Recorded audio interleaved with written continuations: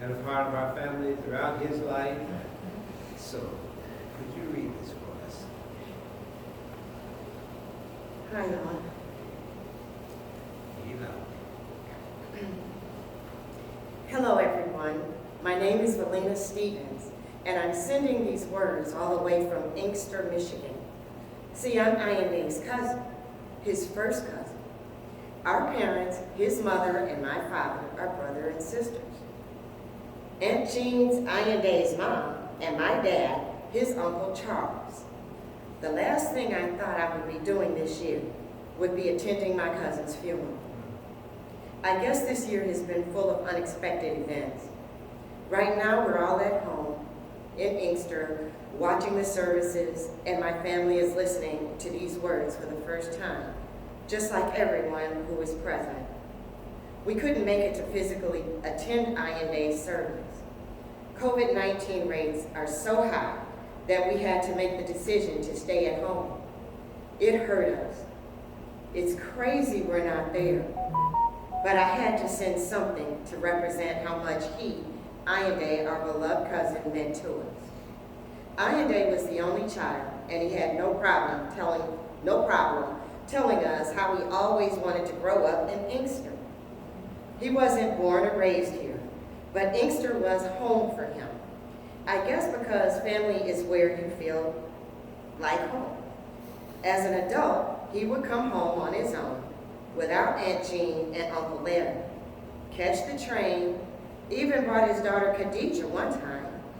They came for Thanksgiving, and we Black Friday shot Khadijah to sleep that weekend. He would always stay over at Devin's house, and we would stay up late talking and laughing. Eating good food, too. Smurf always could take care of the meal. That's one main reason why he loved coming home, the food. He loved to eat. He would have us cracking up, talking about how his mama and daddy would never buy him Jordan gym shoes when he was a kid. Cousins. Boy, in our family, cousins are everything. Almost like brothers and sisters. I could tell y'all so many stories of times we shared here in Michigan, or even when we went to Chicago. Me, Wesley, Touche went one time. Stayed a week in Chicago as kids. Echo, it's an inside joke. Wesley, Touche, and Ayinde know what I'm talking about. Ayinde was full of life. Always had a conversation for you. Lit up the room. Smiled infectiously. Oh my God, Ayinde, we want you to know that we love you. And we are here.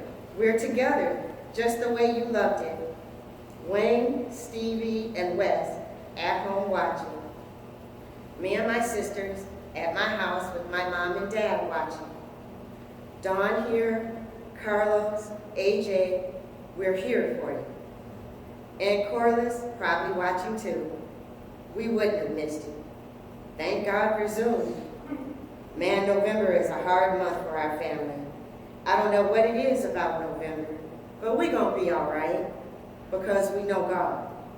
Aunt Jean and Uncle Larry, we love y'all. When COVID is over, come home for a visit. Bring his kids too, all of them. We want to know y'all.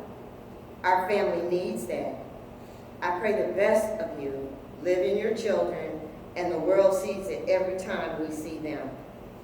Ayinde, we say goodbye to you today, carrying every memory that each of us share about you in our hearts forever. We love you, and we'll never forget you because your family Inkster. If I could just take a quick second. I want to tell you something about Charles' dad. First of all, your grandparents helped raise me in the church and kept me from being all out there, you know what I'm saying? And I guess the best thing, I think him and his parents and my parents must have got together, decided they were going to have me watch Ayinde. to keep me out of stuff. Well, Ayinde was 6 months old. And he had this scream that would make Minnie Riperton go, who is he? But Ayinde, I just want you to know that even as a baby, before Ayinde even know who he was, I'm gonna tell you, that boy was special. When I got a call to babysit Ayinde, I'd be like, oh.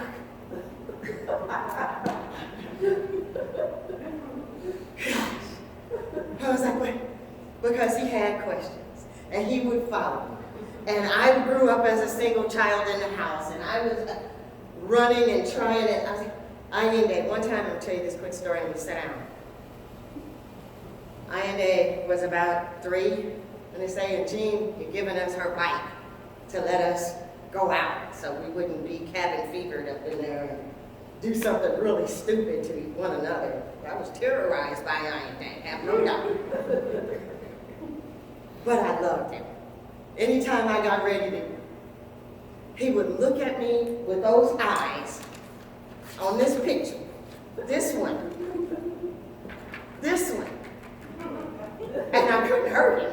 I said, oh my God, I just love this kid. So we go to the ice cream store, Swenson's, and I asked him, I said, okay, Ayinde, I said, Ayinde, vanilla, chocolate, strawberry, which do you want? Yes.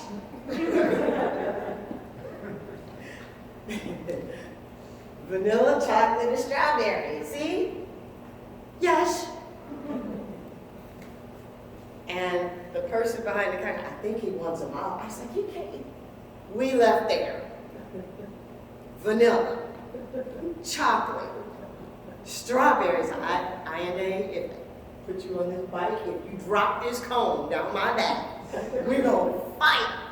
But I just wanted you to know, Ayinde was always looking at more than, we never lived in a box. He never operated out of a box. And I'm so proud of the young man that he turned out to be, that even through thick, through thin, up, down, we spoke when things were great, we spoke when things were not so great. And I can remember him calling me on one time and asking me what he should do about a situation. I said, well, where are you? I'm at home. I probably need to go somewhere and speak to someone, the police. I said, Lord God. I said, well, you better go and do it. Well, I changed my mind. I said, well, I'm on my way to get you, and I will hold your hand, and I will go, and you really don't want me to show up there. Okay. And he did. And I'm so proud of my little brother for everything he went. Take from your dad. Learn from your dad, because I see him in every one of you that I can see here today. You're so beautiful, and I know he's so proud of you. God bless and love you, and be well.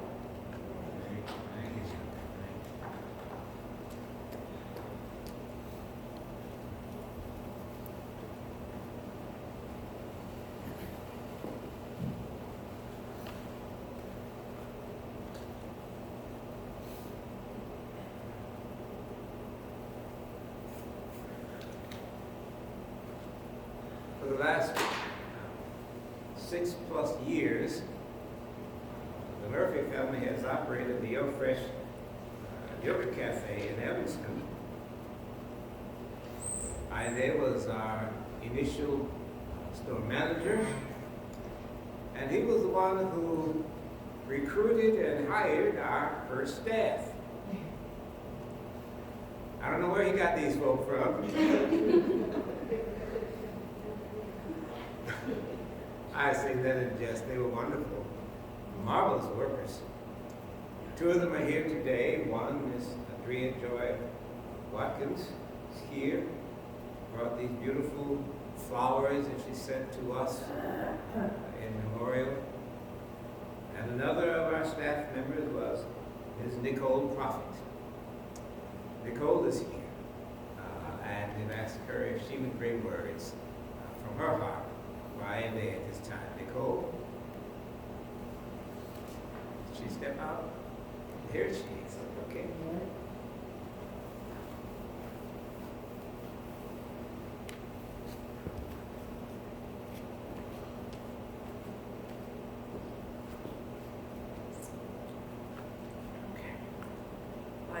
everybody knows how many people Ayinde knew.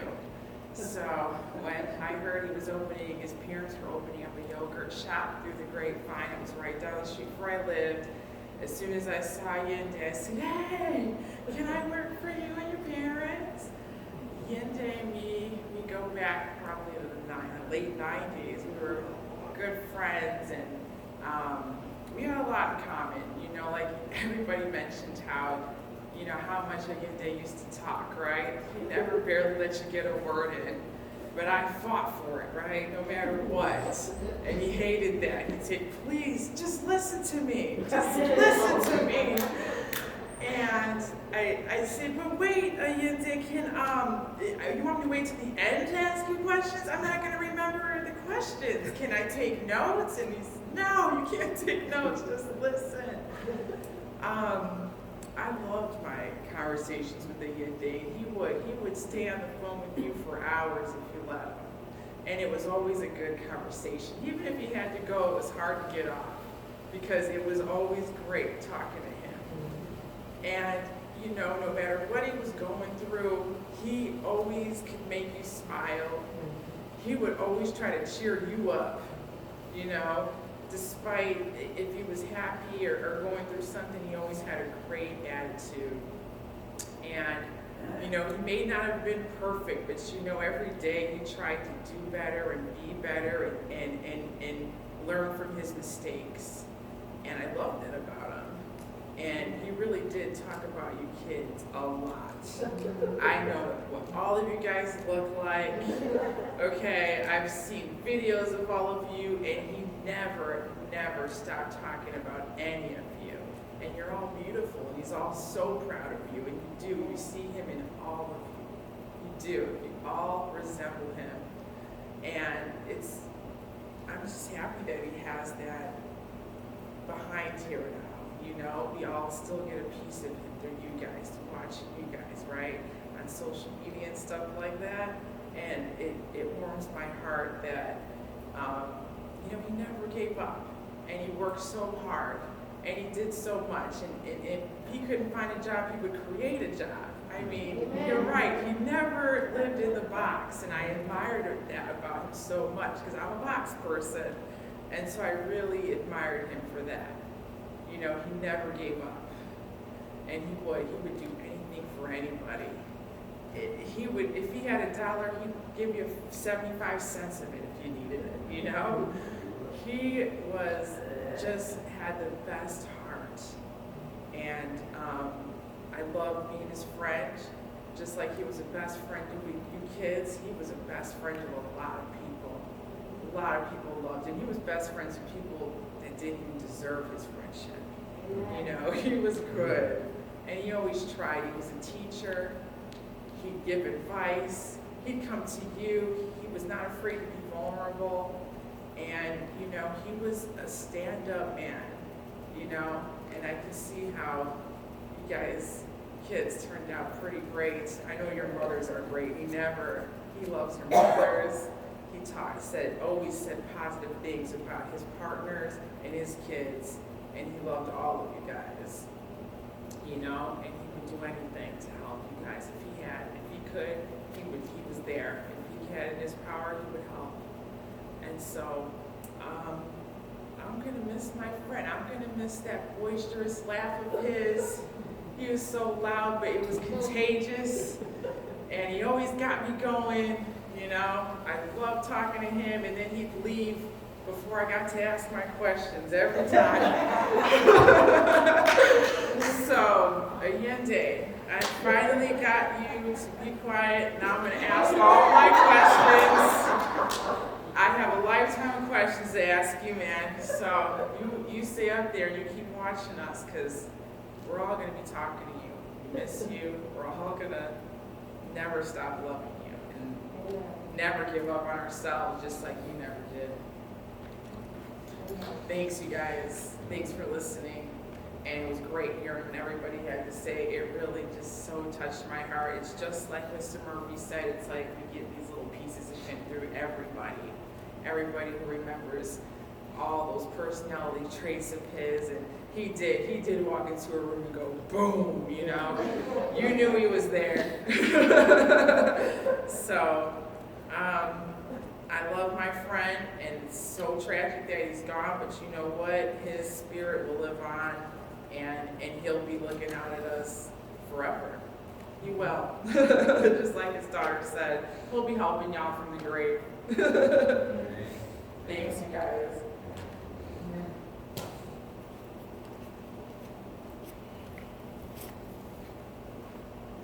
I resonate with everything that Nicole said. It reflects what I experienced in my son. I just want to lift up one piece. Not that this is larger than any of the other pieces, but the one piece, she said, if he had $1, he would give you 75 cents. And that was true.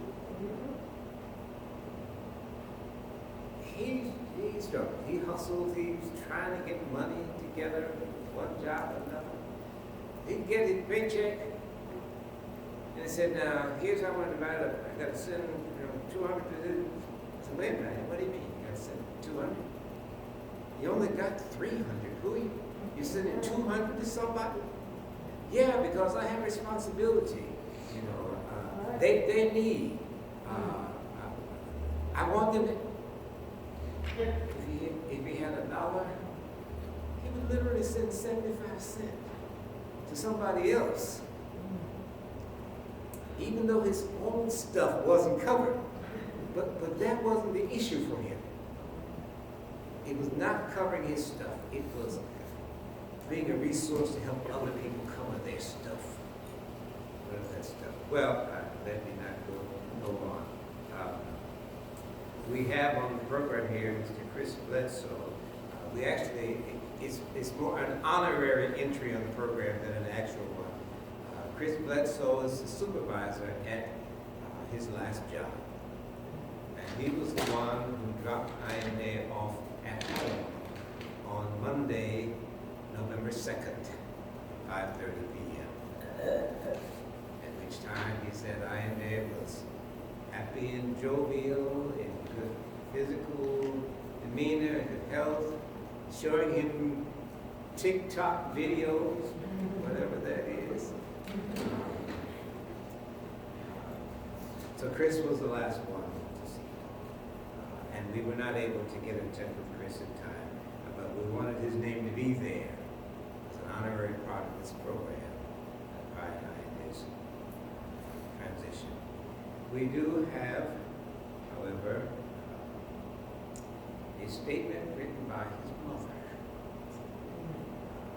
that we have shared it, but it is what is normally listed on the program as the obituary, but we call it the chronicle of his life.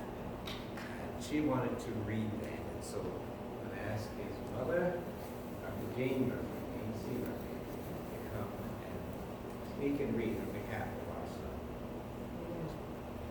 Good afternoon, everybody. Thank you for being here. Ayinde had one word that he would use all the time. That's outstanding. Outstanding. And that is what his life was. So if you'll read with me the chronology of his life. Ayinde Jamoke Maleko Justin, and he always added Stevens, Murphy, was blessed into this world long before he was born to Larry and Jean Murphy on July 29, 1975. We pray God's blessing on him before he was, while he was, and now that he is no more. We offer praise, and he came as the Yoruba meaning of his first name, Ayinde. And so we gave praise then and offer praise now for the 45 years of his life. Jamoke means everybody loves the child, and as you witnessed, and this was so as Ayinde's unique character and jovial nature distinguished him among his family, friends, and co-workers. Originally, we were not aware of the meaning of Maleko. It simply seemed rhythmic to us, his parents. We knew early on he was special, didn't know how, but Ayinde gave the name Maleko meaning. He could fill a room with his presence. His extensive knowledge, his ability to clearly articulate his ideas and positions on many subjects, and to talk for hours on end about just about any subject. He was humbly brilliant, outstanding.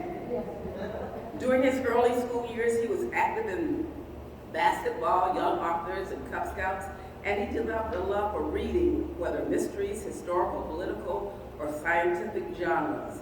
He graduated from ETHS in 1993 and attended several colleges, including Houston-Tillotson University, Northwestern University School of Professional Studies, and Argosy University in pursuit of an undergraduate degree. While he did not complete a four-year degree, he did obtain several professional certifications. For instance, one that reflected his love of languages.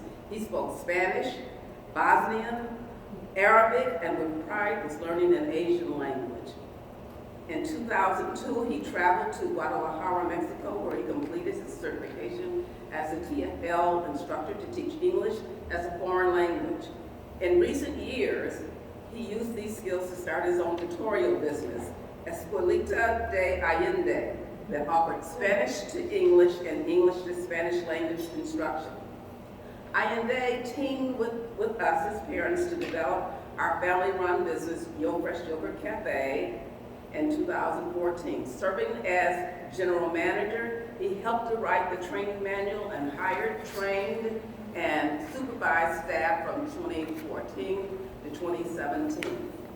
Recently, he worked at Avery Dennison, an international materials science and manufacturing company, where he excelled as a machine operator. When the economic downturn led to staff cutoffs, he went up to acquire OSHA certification to operate stand-up forklifts. His final position, of which he was most proud, was in management at Everybody Eat, a black-owned company with its headquarters in Evanston, Illinois. His 3-year stint as general manager at Yo Fresh enabled him to qualify for this middle-level management position. Ayinde was born into a Christian family, and he was active in the life of Ebenezer A&E Church in Evanston. He regularly attended Sunday school and performed in its holiday plays, sang in the angel choir, and was a student in the church's Henry McNeil Turner Ethnic Day School. Later, he became a devoted follower of the Muslim faith. He believed in Allah, studied the Quran with a seriousness that informed his life. He honored the tenets of his faith by studying intensely the Quran, attending Jummah, which is a service, observing the Ramadan fast, and blessing some of his children with Muslim Arabic names, such as Khadijah, which means trustworthy and respected, Alexia Manala, which means from God, Alfonso Subhan Allah, Allah is perfect, or glory be to God. Over the years, Ayinde's perspectives and insights were broadened and enriched by extensive travel throughout the United States and several foreign countries, including Egypt, Ghana, Cote d'Ivoire, which is the old Ivory Coast, Mexico, and Canada. Ayinde Jamoke Maleko Justin Stevens Murphy was the proud father of 5 children, each of whom he loved deeply and spoke about extensively. Kieran Dante Howard, Khadijah Sade Murphy, Alexia Esperanza Manala Murphy, and Alfonso Ayinde Subhan Allah Francisco Stevens Murphy III. All of this is on the birth certificate. Yes, and Yasmina Kazi. He was always on the phone for hours on hours with each, listening, preaching, counseling, and teaching. He loved each one of their individual, unique characteristics, and they loved him back.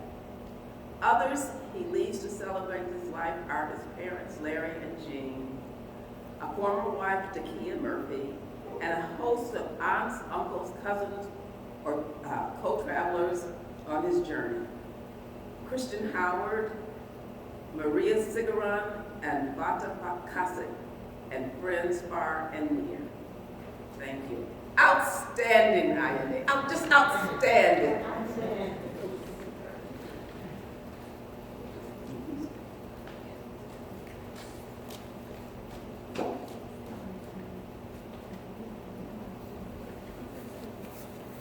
we have two tributes that came in from a neighbor and a gentleman in Germany who never got to meet Ayinde, but he sent a high tribute to him.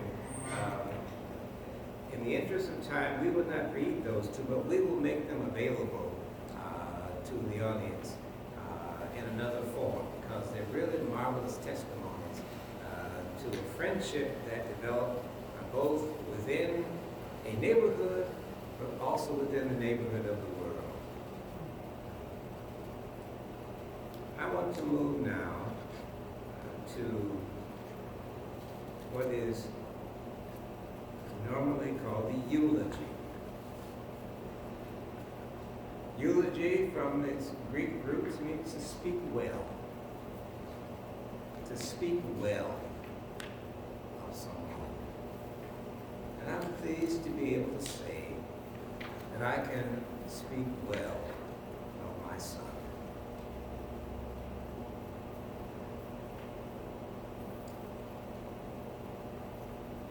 It is typical for preachers, which number I have fallen myself, to give a title to their sermons, their addresses. And I have titled this eulogy, Ayinde. You just got an intro to it from my wife. I've titled this eulogy, Outstanding. A life lived in 3 songs. A life lived in 3 songs. Ayinde was not a singer as such, though he often could be heard striking a tune as he puttered in the kitchen or in the yard. But there were 3 songs that attached to my memory of my son that in many ways capture and characterize the story of his life.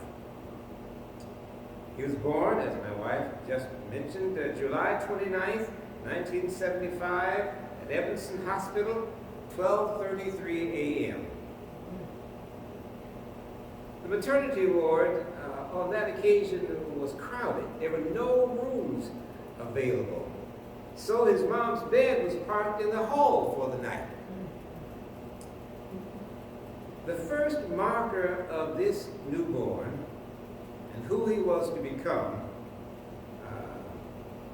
one that his mother and I can never forget, was, Charlotte, his wailing cry, reverberating through the hallway at such a high decibel level that the attending nurse came up and said, "Who is this guy? Who does he think he is screaming like that?" That was day one. But he was our baby, our firstborn. I held him up to the heavens as I had seen them do Kunta Kinte on Roots. And I composed for him a song.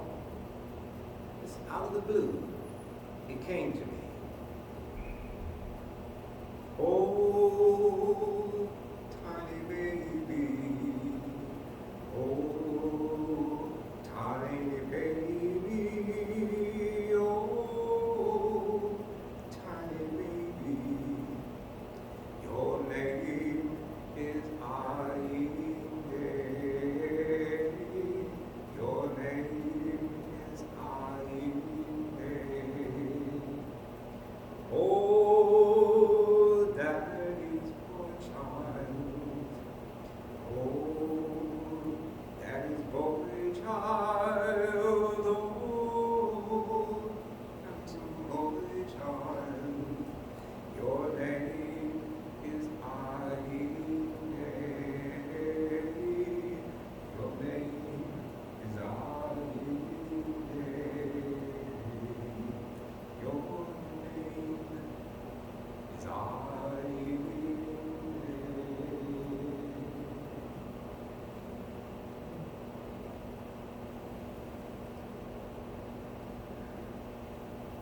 He was his daddy's and his mama's beloved boy child.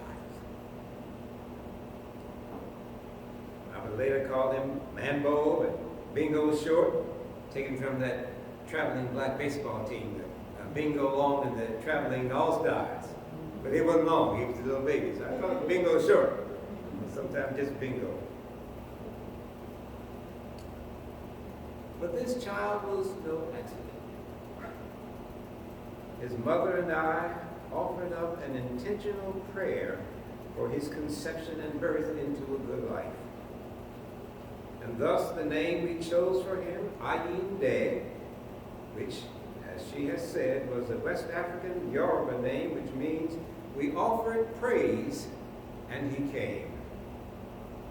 His second name, Jumoke, was indeed prophetically chosen. It means everybody loves the child.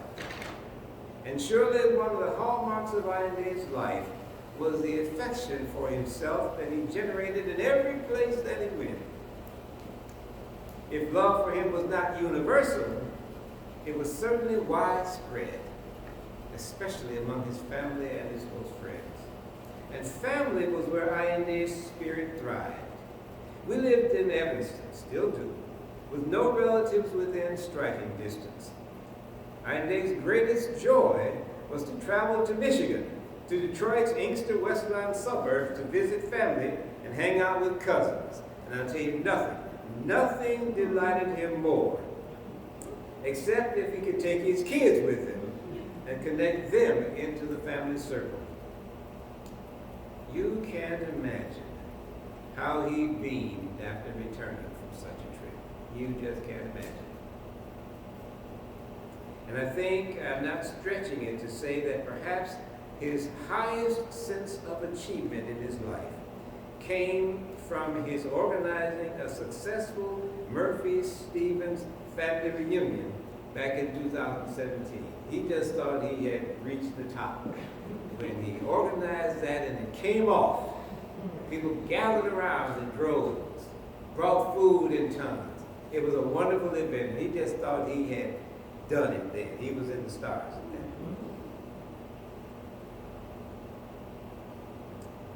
If anything competed with that sense of accomplishment and deep satisfaction, it was his relationship with his kids. All of his personal and vocational strivings were for enabling him to be a good parent and good provider